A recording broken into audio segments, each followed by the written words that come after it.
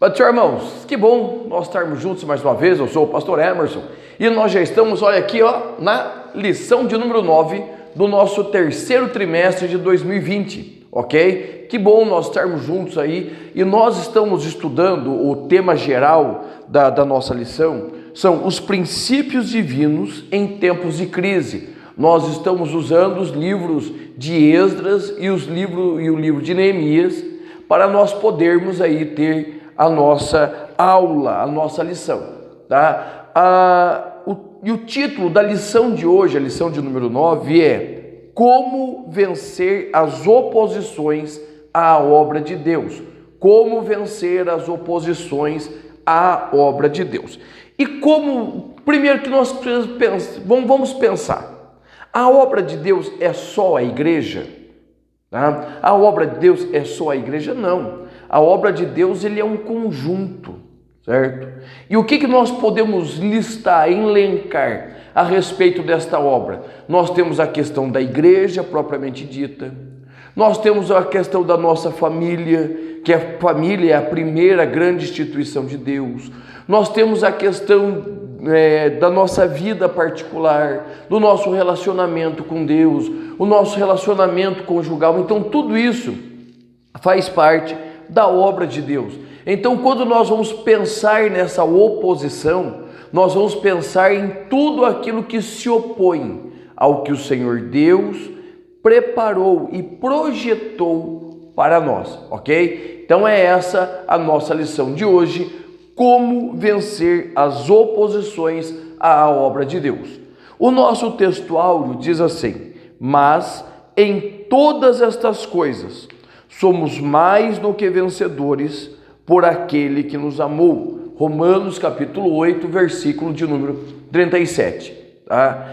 Irmãos, o que nós precisamos entender a respeito disso? Nós vamos entrar no assunto que é chamado batalha espiritual, ok? Mas o que você precisa entender? Que a bandeira ensanguentada do Calvário é uma certeza de vitória, ok? Eu e você fomos chamados para o Senhor para vivermos em vitória, mas para vivermos em vitória, nós vivemos em constante batalha contra as forças espirituais da maldade e contra nós mesmos, porque muitas vezes o nosso maior adversário somos nós mesmos, certo? É o nosso desejo pelo pecado. Aí o nosso adversário, reconhecendo isso, ele vai alimentar esse desejo. Mas já vamos adiantando, uma vida de santificação, uma vida de busca na presença do Senhor vai nos ajudar, certo, a transpormos esse limite. Então, quando você for ministrar a sua aula, não esqueça de colocar que a obra de Deus não é só a igreja, só o trabalho ministerial, mas envolve todo um contexto de vida pessoal, vida familiar, vida social, né? É a questão, você no teu trabalho. Então a obra de Deus, ela abrange tudo, porque muitas vezes nós temos na mente que a obra é realizada só na igreja. Não, a obra ela é realizada em todos os lugares que você e eu, que nós estivermos.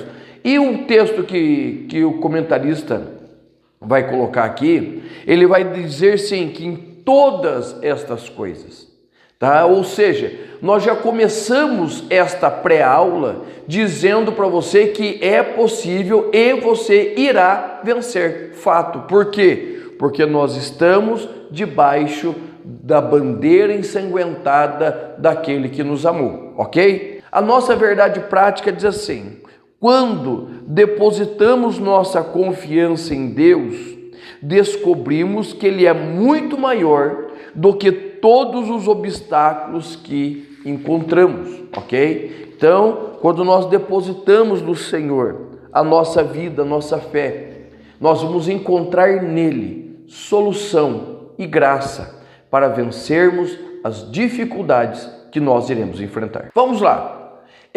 Hoje eu quero deixar a nossa aula mais focada na leitura bíblica em classe, que ela se encontra no livro de Neemias, certo? Capítulo 4, versículos de 8 a 20, e também está em 1 João, capítulo 4, versículo 4, e também no capítulo 5, versículo 5, ok? Então, guarda aí esses textos, que é onde está a nossa leitura bíblica em classe, né? Por que eu estou colocando isso? Porque muitos irmãos não receberam esta lição, né? Eles estão imprimindo ou usando direto dos celulares, né? Que a CPAD, por causa da pandemia, tem uma série de dificuldades, mas esse daí é onde está o nosso textual, a nossa leitura bíblica em classe, tá? E por que eu quero parar nela?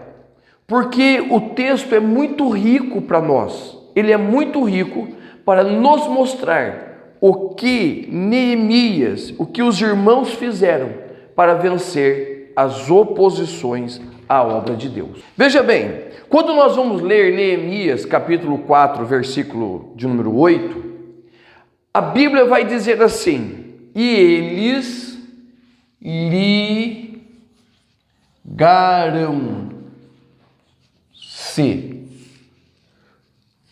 O que nós vamos ver?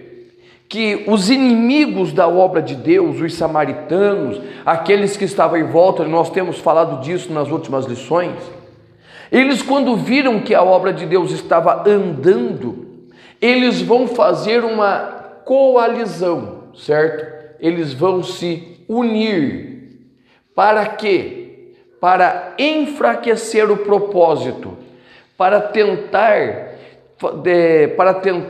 desviar a atenção do que Deus está falando e do projeto de Deus. E vai dizer assim, Neemias 4:8, e ligaram-se entre si para virem atacar Jerusalém e para os desviarem do seu intento.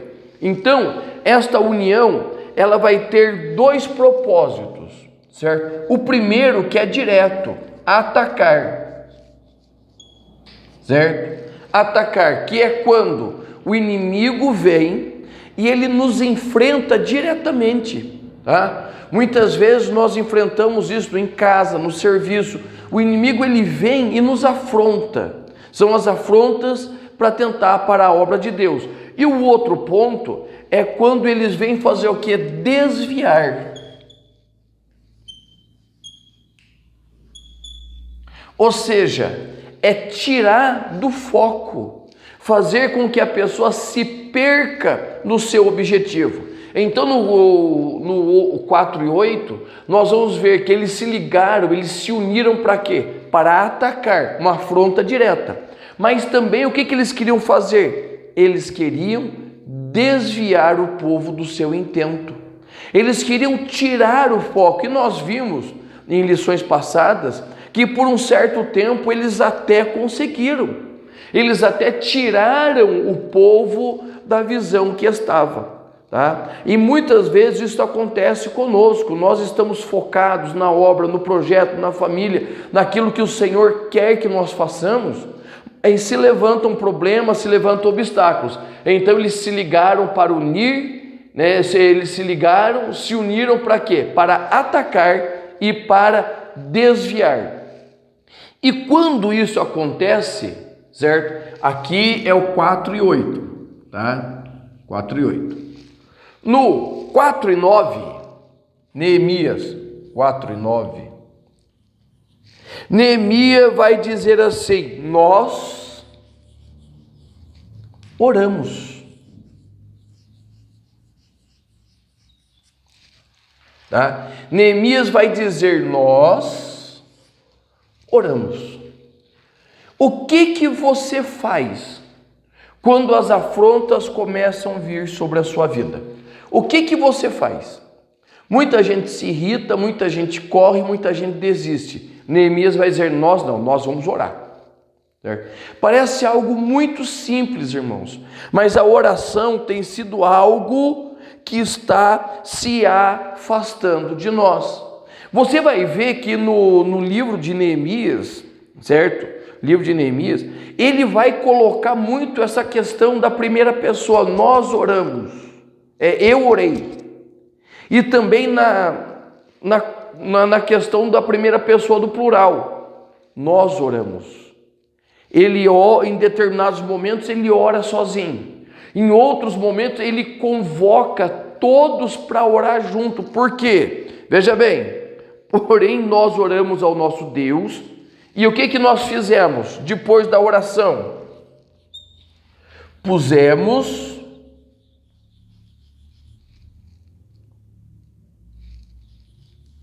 guardas.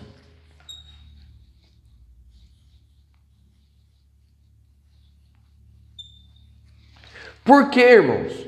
Porque a oração, ela é o começo de um projeto, tá? Ele orou para quê? Para buscar uma orientação. E Deus deu a orientação: coloque guardas. E nós oramos e colocamos guardas contra eles, de dia e de noite, por causa deles. Por quê? Para Neemias e para todo o povo, não podia parar a obra não podia parar. Então, eles vão se ligar, certo? Os inimigos se ligam entre si. Neemias, ele se liga com Deus, ele junta o povo. Olha aqui, nós oramos, certo? Nós oramos, nós nos colocamos diante de Deus. Eles estão se unindo entre si, fato. Nós como povo, nós nos unimos, mas nós estamos buscando de Deus a resposta.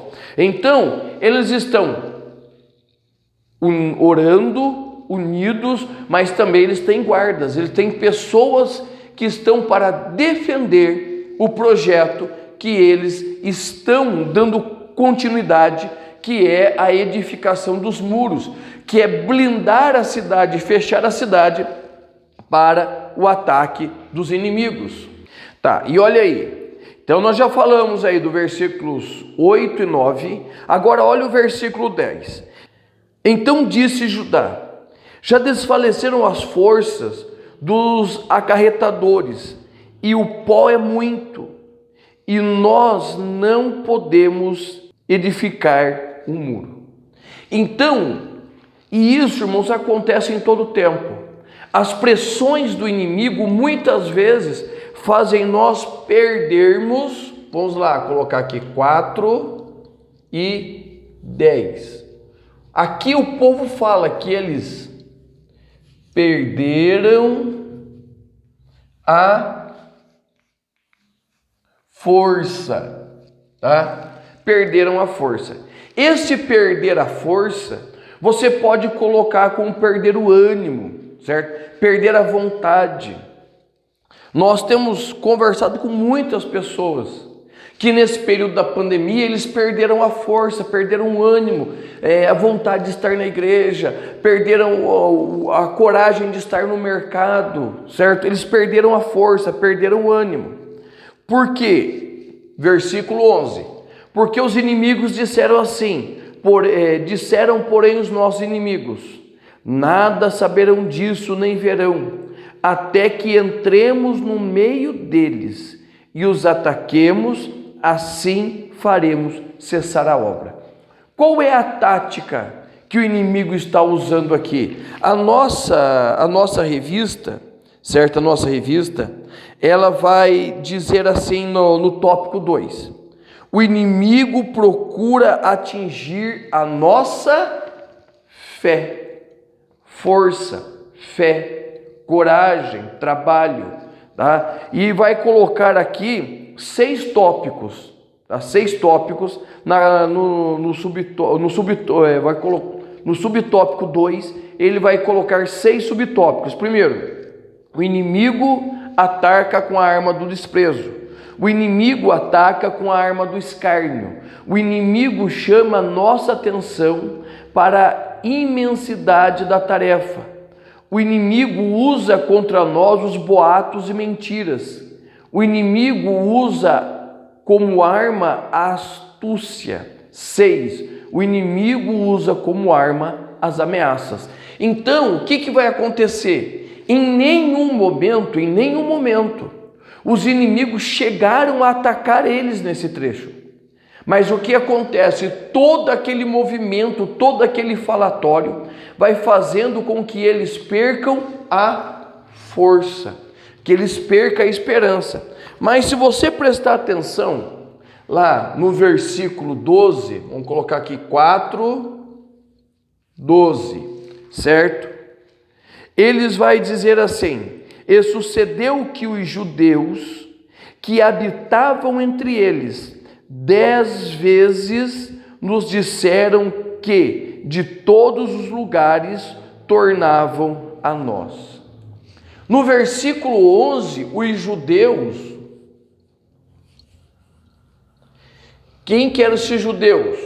Eram alguns remanescentes que ficaram ainda da época que eles foram levados para o cativeiro, certo? Esses judeus, o que eles faziam? Habitavam no meio deles. Habitavam com eles. Então eles conheciam os seus planos, tá? Muitas vezes esses judeus nós podemos dizer como traidores, como pessoas assim que deveriam estar em Jerusalém, mas o Senhor preparou com que essas pessoas estivessem lá, tá? Para servir de olhos, de voz de Deus para aquele tempo. Aqui nós podemos lembrar, certo?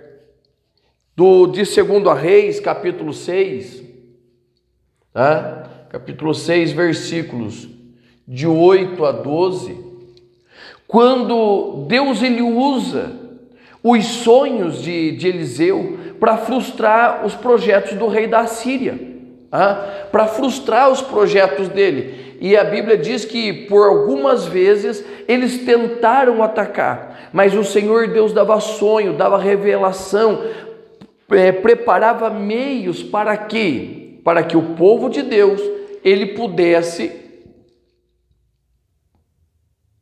escapar das astúcias do inimigo, tá? Então, irmãos, veja bem, no meio a todas as oposições e conflito, o Senhor sempre vai permitir que haja uma forma de nós conhecermos os artifícios, as astúcias do nosso inimigo. O Senhor sempre vai prover meios. E o que nós vamos ver no versículo de número 13? Veja lá. Pelo que pus guardas nos lugares baixo, por detrás do muro e nos altos. Quando eles ficaram sabendo disso, o que ele fez? O que Neemias vai fazer? Ele vai organizar.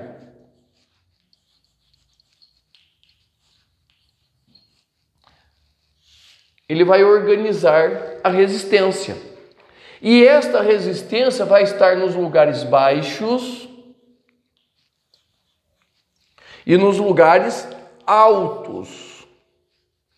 Ou seja, em todos os lugares que os inimigos tentassem atacar Israel, atacar Jerusalém, o que vai acontecer? Eles estariam preparados, porque Deus preparou ouvidos, Deus preparou meios para que eles pudessem saber da situação e se organizar nos lugares altos e nos lugares baixos.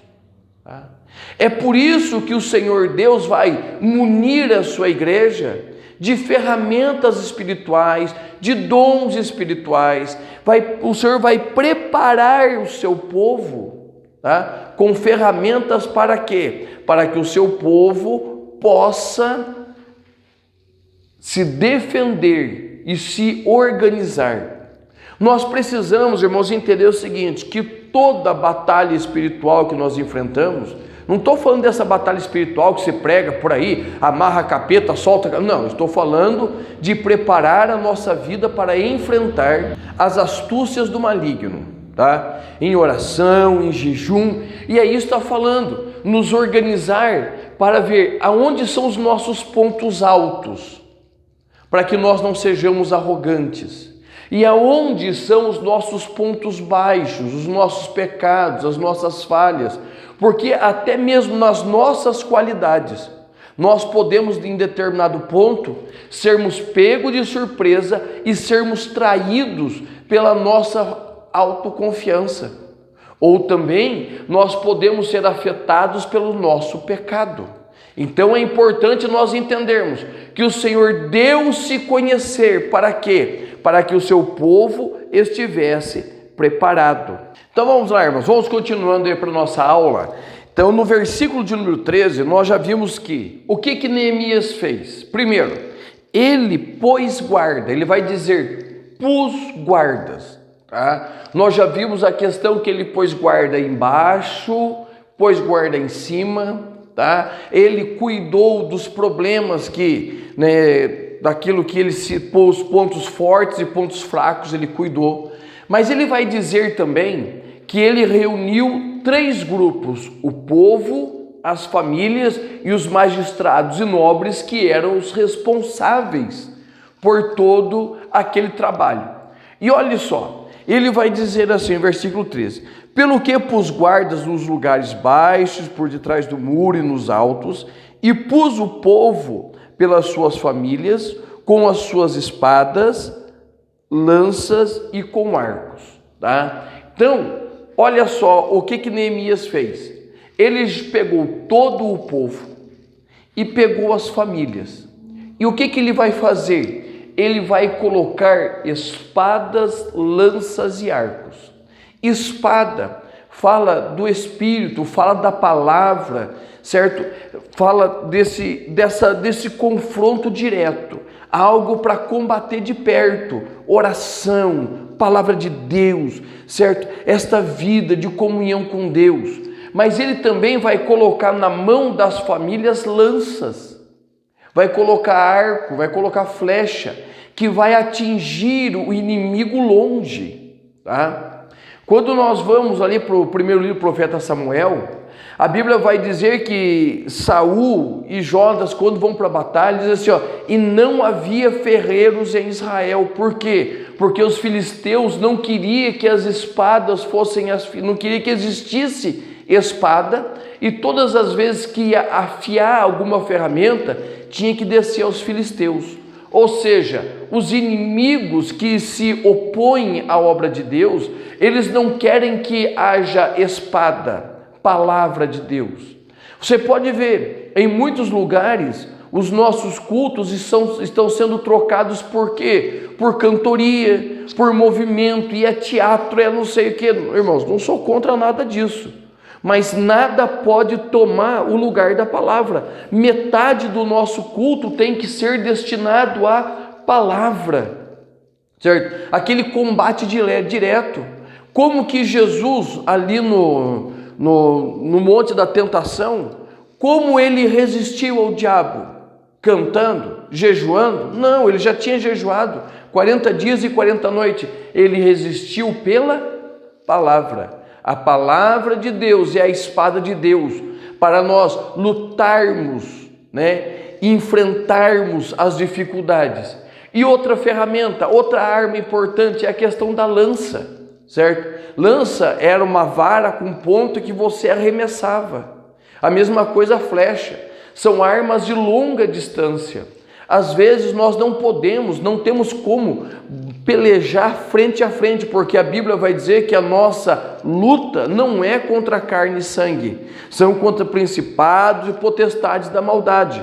Então, a lança, ela fala exatamente da oração, do jejum, certo? Esta ferramenta, esta arma de Deus para pegar a distância. Quantas vezes os nossos familiares, os nossos amigos estão enfrentando situações difíceis e nós não podemos estar lá? É por isso que nós usamos a lança, uma ferramenta, uma arma de longo alcance. E Neemias vai fazer o quê? Vai conduzir os nobres, os magistrados, ou seja, aqueles que guiavam o povo, eles iam conduzir no quê? Em confiança, tá? Confiança. Uma fé inabalável em Deus, uma fé que não se abate com as dificuldades, os problemas. Então tudo isso aqui fala da preparação espiritual para vencer a oposição. tá? E eu vou dizer para você, ó, preste bem atenção, ele diz assim, pus guarda, eu coloquei guardas, e não somente isso, eu preparei o povo, preparei a família e incentivei os nobres a confiarem em Deus, tá? É preparação espiritual.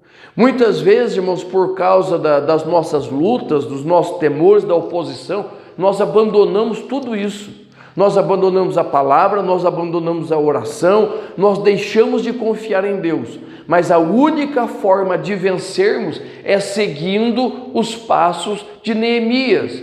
Palavra, oração e confiança inabalável no Deus que pode fazer muito mais. E isso vai nos levar até o versículo de número 15. Então veja bem, irmãos, no versículo 15, vamos colocar aqui 4.15, certo? Capítulo 4, versículo 15. Neemias, o que ele vai fazer? Ele vai deixar claro que os inimigos, o que eles fizeram? Eles ouviram. Eles ouviram que já sabíamos e que Deus tinha dissipado o conselho deles, todos voltamos ao muro e cada um à sua obra. Então veja bem, qual é o resultado de toda aquela preparação? Livramento, tá? E aí eu vou contar um mistério para você. Em todo o tempo o Senhor, Ele está nos livrando, Ele está nos fazendo escapar da mão dos nossos inimigos, tá?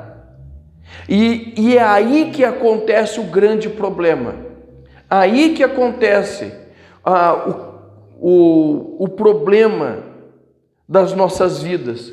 Quando acontece esse livramento, a primeira coisa que nós fazemos é abaixar a guarda, tá? É abaixar a guarda. A primeira coisa que acontece é nós deixarmos a preparação de lado e tocar aquela vida de qualquer jeito. Neemias não. Quando isso acontece, primeiro, eles voltam para o muro, tá? Eles voltam para o muro. Eles voltam ali, irmãos, cada um fazendo a sua obra. E olha ali no versículo de número 20, o que ele vai dizer, certo? No versículo de número 20, ele vai dizer assim: no lugar onde ouvirdes o som da buzina, ali vos ajuntarei conosco, o nosso Deus pelejará por vós. Ou seja, no versículo de número 20, ele vai estar o quê? Pronto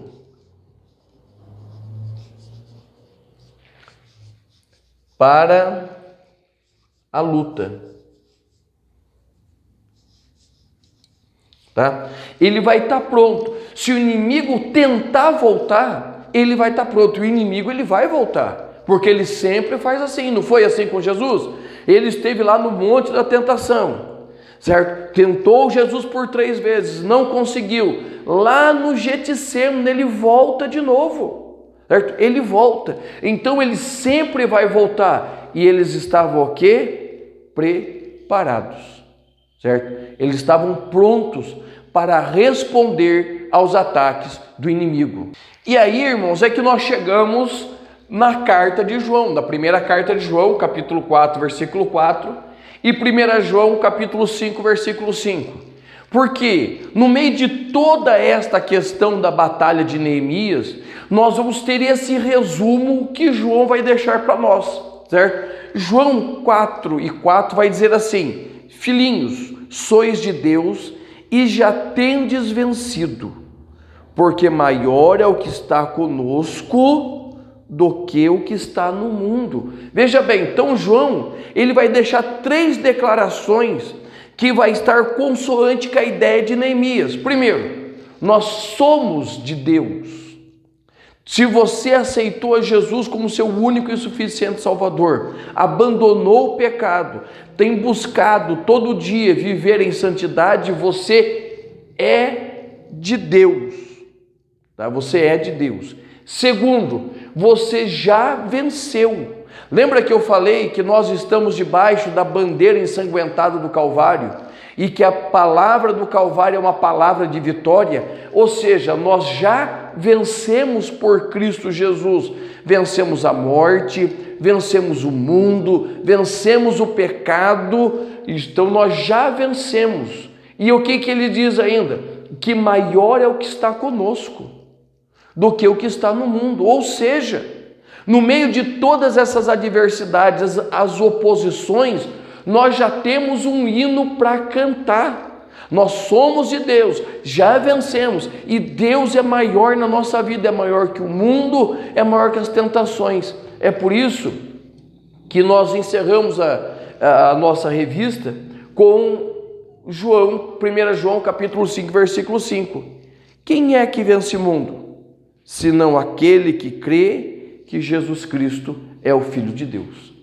Eu sei, irmãos, que da mesma forma que você enfrenta oposições, dificuldades, levantes, mas deixa eu te dizer uma coisa, nunca esmoreça, porque Cristo nos deu vitória no Calvário, ok? Então permaneça firme, permaneça nele, e você vai ver que a oposição que você está enfrentando por causa da obra de Deus, esta oposição que você está vivendo, a obra de Deus que é a sua família, a obra de Deus que é a sua vida, a obra de Deus que é o teu ministério, a tua igreja, ela será vencida, porque nós somos de Deus. E quem é que vence o mundo? Senão aquele que crê que Jesus Cristo é o Filho de Deus. Deus te abençoe. Te espero na próxima aula, em nome de Jesus.